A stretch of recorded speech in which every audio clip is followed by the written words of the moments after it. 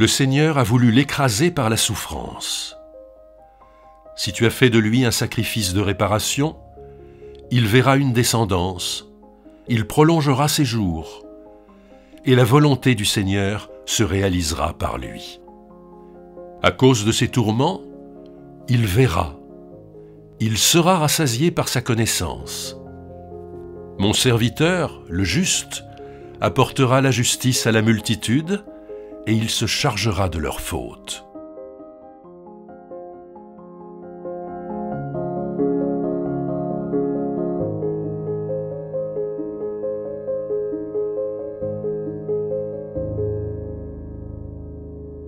Nous sommes dans la deuxième partie du livre d'Ésaïe. Cette deuxième partie correspond à la période de l'exil, c'est-à-dire après la chute de Jérusalem et la destruction du temple, le moment où le peuple a été envoyé en exil, moment qui est souvent évoqué comme un temps de désert, mais aussi comme un temps de reconfiguration spirituelle et théologique. Je veux dire, comment vivre la fidélité quand il n'y a plus de terre, quand il n'y a plus de roi, quand il n'y a plus de temple. Et c'est tout ce travail que vont entreprendre les prophètes de l'exil.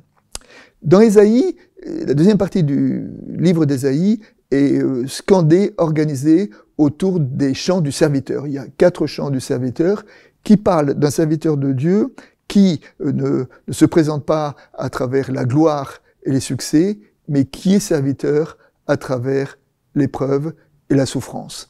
Et même dans le texte que nous voyons, c'est assez poignant comment il est brisé, broyé par la souffrance. Et c'est à travers ce texte-là que nous est dit la présence de Dieu jusque dans nos épreuves les plus redoutables.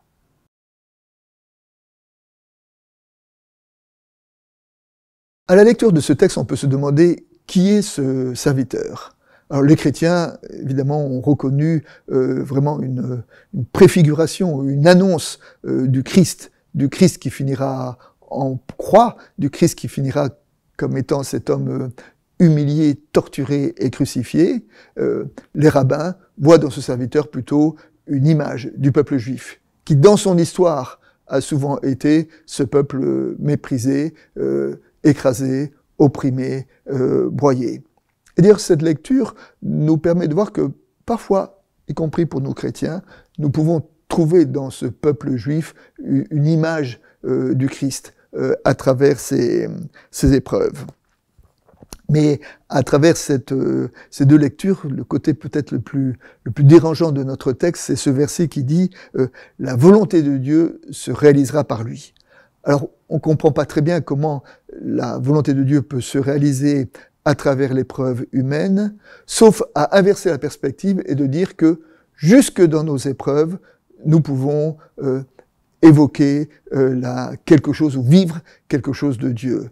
Et là, je voudrais rapporter le témoignage d'une femme qui a connu une épreuve terrible dans la perte de son enfant et qui a dit « Je ne souhaite à personne de vivre ce que j'ai vécu. Ça a été affreux, mais pourtant, je suis obligé de dire que cette épreuve aussi m'a appris la compassion et a changé mon regard sur les malheurs d'autrui. » Alors surtout, ça ne veut pas dire que ça justifie la souffrance, mais ça veut dire, jusque dans nos souffrances peut-être, nous sommes invités à cultiver notre foi et à changer notre regard sur le Christ et sur le monde.